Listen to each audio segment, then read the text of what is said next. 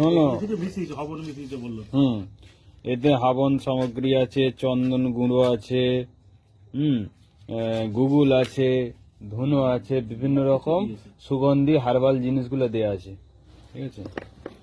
আর তোমরা যে এই যে ধূপ রেখেছো না, ওই ধূপ ব্ল্যাক স্টোন, ওইগুলো একমাত্র বাঁশের কাঠি, বাঁশ শাস্ত্রে পোড়াতে বারণ করা আছে, দূষিত গ্যাস তৈরি হয়, আর ওতে কেমিক্যাল গুলো সিগারেটের থেকেও ক্ষতিকারক জিনিস, বুঝেছো। আর এইটা সেন্টটা কেমন, কিন্তু এটা ন্যাচারাল, এর মধ্যে কোনো সাইড এফেক্ট নেই, ঠিক আছে, ন্যাচারাল এটা পুরো। খুব সুন্দর সেন্ট আছে,